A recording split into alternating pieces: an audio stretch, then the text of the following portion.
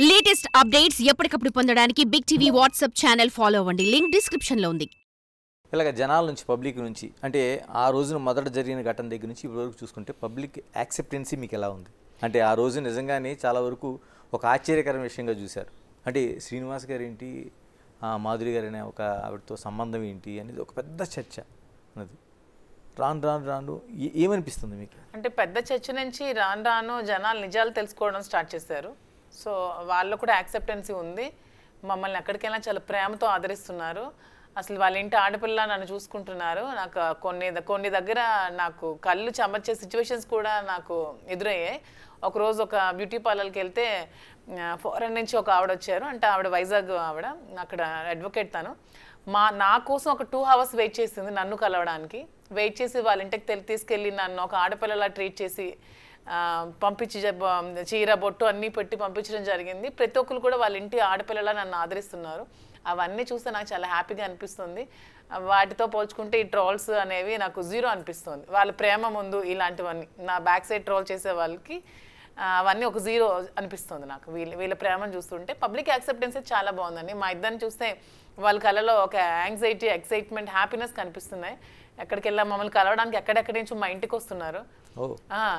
మొన్న ఇక్కడ వైజాగ్ అరకు దగ్గర నుంచి వాళ్ళు ట్రైబల్స్, అసలు వాళ్ళకి ఏం తెలిసిందో కూడా తెలియదు. మమ్మల్ని కలవడానికి పాపం రూమ్ ఛార్జెస్ కూడా లేక బస్సులో అలా తిరిగి నైట్ అంతా బస్సులోనే ఇచ్చాపురం వరకు ట్రావెల్ చేసి మళ్ళీ బ్యాక్ వచ్చి మార్నింగ్ మా ఇంటి దగ్గర దిగి మమ్మల్ని కలిసి వెళ్ళడం జరిగింది. అవన్నీ చూస్తే మాకు చాలా హ్యాపీగా ఎంతగా ఉంటే మేము హైవేలో వెళ్తుంటే కార్ నెంబర్ చూసి వెనక నుంచి కార్ నెంబర్ చూసి ఓవర్టేక్ చేసి వచ్చి పరిగెడుతున్నారు మమ్మల్ని కార్ ఆపమంటున్నారు, ఫోటో తీసుకుంటా అంటున్నారు. కార్ నెంబర్ వాళ్ళకి ఎలా తెలుసు? అంటే ఎంతగా ఇది వెళ్ళిందో చూడండి గ్రౌండ్ లెవెల్కి. నేను ఇద్దరిని ఒకటే అడగదలుచుకున్నాను, ఎందుకంటే అంత సొసైటీలో అంత యాక్సెప్టెన్స్ ఎందుకు వచ్చింది? ఎందుకంటే మా వైపు నిజం ఉంది, నిజాయితీ ఉంది. సో అందుకనే వాళ్ళు అంటే మీ ఇద్దరు వైపు నిజం అనేది ఎప్పటికైనా గెలుస్తుంది అనే దానికి మేమే ఎగ్జాంపుల్.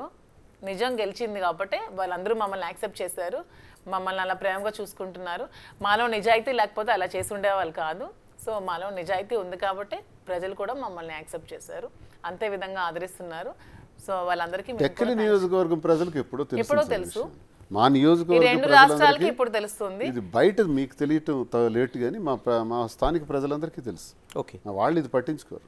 ఇది మాకు ఎప్పుడో తెలిసిన గొడవే కదా అంటారు. అండ్ ఆంధ్రయే కాదు, తెలంగాణ నుంచి అయితే ఇంకా ఆదరిస్తున్నారు. తెలంగాణ ప్రజలు అయితే అసలు ఎంత మంది నాకు కాల్స్ చేసి మాట్లాడి నన్ను కలుస్తున్నారంటే హైదరాబాద్ నుంచి. అంటే ఇంటర్నల్ గా అందరూ ఇలాగే సఫర్ అవుతున్నారేమో. మేబీ అయి ఉండొచ్చు. నాకైతే చాలా హ్యాపీగా ఉంది. లేదు, నాకు ఇంతమంది అభిమానాలను పొందిన చాలా మంది గారు ఇంతమంది నుంచి యాక్సెప్టెన్స్ చాలా మంది అన్నారు, బ్రదర్ మీరు బాగా క్లారిటీ ఇచ్చేసి సెట్ అయిపోయారు, మరి మా పరిస్థితి ఏంటి అని అంటారు. అలా కాదు బ్రదర్, నా కష్టాలు నావి, మీరు అలా అనుకుంటే ఎలా అని నేను చాలామందితో సరదాగా మాట్లాడుకుంటుంటాను అనమాట. సార్ ఇది అందరి ఇళ్లలో ఉన్నవే సార్. చాలామంది భార్యాభర్తల మధ్య అవగాహన లేక ఇబ్బంది పడుతున్నటువంటి మగవాళ్ళు ఉన్నారు, భర్తలు వాళ్ళు ఇబ్బందులు పడుతున్న భార్యలు కూడా ఉన్నారు. ఇది అందరికీ సంబంధించినటువంటి విషయం. మేమేమి స్వర్గం నుంచి రాలేదు కదా, సమాజం నుంచే వచ్చాం కదా. సమాజంలో అందరూ అనుభవిస్తున్న సమస్యలే మావి మేము బయటికి చెప్పాం, అందరూ చెప్పట్లేకపోతున్నారు, అంతే తేడా. ఏం చెప్తారు మీరు ఇప్పుడు? నిజంగానే మీ ఇద్దరిది చాలామంది చెప్పుకోలేకపోతున్నారు, కొందరు ఇలాగ ధైర్యంగా వచ్చి బయట వాళ్ళు ఉంటారు. ఏం చెప్పదలుచుకుంటారు మీ ప్రాక్టికల్ ఎక్స్పీరియన్స్ నుంచి? సార్ నేనేంటంటే భార్యాభర్తలైన తర్వాత ఒక వివాహం చేసుకున్న తర్వాత ఎన్ని ఇబ్బందులు వచ్చినా ఆఖరి వరకు మనస్పర్ధలు లేకుండా, ఈగోస్ లేకుండా, ఈర్ష్య అసూయ ద్వేషాలు లేకుండా కలిసి ఉండడం ధర్మం సార్. అది మన ధర్మం, అది మన సిద్ధాంతం చెప్తుంది. ఇలా జరగకూడదు ఎవరికి కూడా. ఇది కరెక్ట్ అని నేను దీనికి సపోర్ట్గా ఎవరైనా నా దగ్గరికి ఇదే పరిస్థితుల్లో వస్తే మీరు కలిసి ఉండండి అని చెప్తా. పరిస్థితులు, ప్రభావాలు, దాన్ని ఎదుర్కొనే శక్తి కూడా ఉండాలి. చాలా కష్టంతో కూడుకున్నవి ఇవన్నీ. ఒక మహిళగా తను సమాజంలో ఎదుర్కోవాల్సిన పరిస్థితులు, ఒక మంచి గౌరవం ఉన్నటువంటి స్థాయిలో ఉండి నేను ఎదుర్కోవాల్సిన, ఒక ఎమ్మెల్సీ ఇలా చేస్తాడా, వాడు ఎమ్మెల్సీ అయినా, ఈ ప్రజాప్రతినిధిని అని చాలా దుర్మార్గంగా మాట్లాడేవాళ్ళు ఉంటారు. నా కష్టాలు నాకు తెలుస్తాయి, వాళ్ళకేం తెలుస్తాయి? కాబట్టి ఇలా జరగకూడదని నేను అంటాను. కానీ మాకు తప్పని పరిస్థితుల్లో మేము చేసాం. అందరూ కూడా సంతోషంగా ఉండాలని కోరుకుంటాం. వివాహ జీవితం ఎలా అనుకుంటూ పోతే మరి వైవాహిక జీవితం ఎందుకు? సో ఇబ్బందులు ఉన్నాయి. భార్యాభర్తలు ఒక దగ్గర మాట్లాడుకోవాలి, 4 walls మధ్య మాట్లాడుకోవాలి, సెటిల్ చేసుకోవాలి. భార్యాభర్తల మధ్య ఈగోస్ ఉండకూడదు. ఇవే ప్రధాన భార్యాభర్తల మధ్య కొన్ని దగ్గరలో నేను అనుకుంటున్నాను పెద్దవాళ్ళు కూడా ఇన్వాల్వ్మెంట్ నాశనం చేస్తుంది. ఓకే, అబ్బాయి తరఫునవని అమ్మాయి తరఫునవని వాళ్ళని విడిచిపెట్టాలి. ప్రతిదానికి వీళ్ళు ఇన్వాల్వ్ అయిపోయి వీళ్ళకి రాంగ్ డైరెక్షన్స్ ఇచ్చేయటం వల్ల ఈ భార్యాభర్తల సంబంధాలు కూడా దెబ్బతింటున్నాయి చాలా వరకు. ఇది కూడా నేను అబ్జర్వ్ చేస్తున్నాను చాలా వరకు. మా నాన్న చెప్పాడు కాబట్టి నువ్వు ఈ రకంగా చేయాలని భార్య అంటుంది భర్తతో. మా నాన్న చెప్పాడు కాబట్టి నువ్వు ఈ పని చేయటానికి వీలు లేదు అంటుంది. మీ నాన్న ఎవరు? మా అమ్మ చెప్పింది కాబట్టి నువ్వు ఇలాగే ఉండాలి, నువ్వు ఇలా ఉండకూడదు అని అంటాడు భర్త. మీ అమ్మ ఎవరు? పెళ్లి చేసిన వరకు, చదివించే వరకు, పెద్దవాళ్ళు చేసిన వరకు, వాళ్ళు భార్యాభర్తలు అయిన తర్వాత పెళ్లి చేసిన తర్వాత వాళ్ళకి ప్రైవసీ ఇవ్వాలి, వాళ్ళ ఆలోచనలకు అవకాశం ఇవ్వాలి.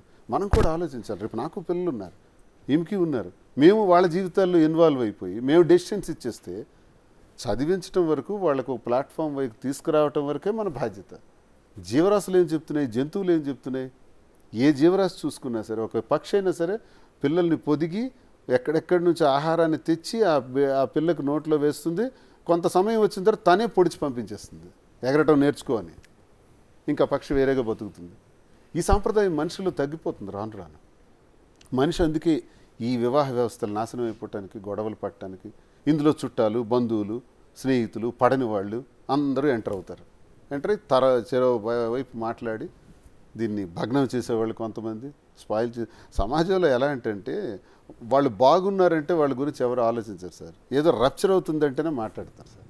అదొక అవసరం, అదొక సరదా, అదొక ఎంటర్టైన్మెంట్. మా జీవితం కూడా ఎంటర్టైన్మెంట్ చాలామందికి. రాజకీయ జీవితం ఏంటి అసలు? రాజకీయ భవిష్యత్తు ఇప్పటి వరకు ఓకే నడిచింది, ఇప్పుడు రాష్ట్రంలో ప్రభుత్వం మారింది, మళ్ళీ అదే ఫైట్ ఏంటి? దువ్వాడ శ్రీనివాస్ రాజకీయ భవిష్యత్తు ఏంటి? నేను ఎప్పుడు ఏదో ఒక ఉన్నతమైన పదవులు చేసేయాలి, ఆ పదవుల కోసం బ్రతకాలని నేను రాలేదు సార్. నేను ప్రజల పక్షాన్ని పనిచేయాలని నిర్ణయం కోసం వచ్చాను. నా 25 సంవత్సరాల జీవితంలో 18 నుంచి 19 సంవత్సరాలు అపోజిషన్. అది అపోజిషన్ జీవితం అనుభవించినవండి. అధికారాలు కావాలి, పదవులు కావాలనుకుంటే అధికార పార్టీల్లోనే ఉంటాను, రోజుకో పార్టీ మార్చేసి. కానీ నేను ప్రతిపక్షం, ప్రజల పక్షాన్ని ఉండటమే నిర్ణయంగా తీసుకున్నాను. జగన్మోహన్ రెడ్డి గారి దయ వల్ల ఎమ్మెల్సీ అయ్యాను, పోటీ చేయగలిగాను, ఎమ్మెల్యేగా, ఎంపీగా. సరే తక్కువ ఓట్లతో ఎంపీగా 3000తో పోయాను, ఒకసారి ఎమ్మెల్యేగా కూడా 3800 ఓట్లతో పోయాను. ఇవన్నీ గతసారి జరిగినా సార్ మళ్ళీ నన్ను ప్రోత్సహించేశారు. ఒకటి నిర్ణయించుకున్నాం, ప్రతిపక్షంలో ఉన్నాం కాబట్టి ప్రజల గొంతే గట్టిగా మాట్లాడాలి, జగనన్న ఆశయాలని జనంలోకి తీసుకెళ్ళాలి. జగనన్న ముఖ్యమంత్రి అవ్వకపోవటం వల్ల రెండోసారి అమ్మఒడి, రైతు భరోసా, చేయూత, జగనన్న విద్యాదీవెన, జగనన్న వసతి దీవెన, ఆరోగ్యశ్రీ, వైఎస్ఆర్ ఆరోగ్య ఆసరా, నాయబ్రాహ్మలు, ఆటో రిక్షాలు, రజికులు, ఇలా ఎంతమందికి ఎన్ని పథకాలు. ప్రతి ఒక్కరికి రూపాయి లంచం లేకుండా వాలంటీర్ ద్వారా, సచివాలయ వ్యవస్థ ద్వారా ప్రతి ఇంటికి చేరటం వల్ల ఎంత అద్భుతమైన జీవితాన్ని అనుభవించారు ప్రజలు. వ్యవసాయం ప్రధానమైనటువంటి పీట వేశారు. విత్తనం నుంచి విక్రయం వరకు అద్భుతంగా జగనన్న ప్రతి ఎకరాకు కూడా ఇన్సూరెన్స్ చేసి పంట నష్టం వస్తే వెంటనే పంట నష్టాన్ని ఇచ్చి వెంటనే తర్వాత గిట్టుబాటు ధరలు కూడా ఇచ్చి బ్రహ్మాండంగా రైతాంగానికి ప్రోత్సహించాడు.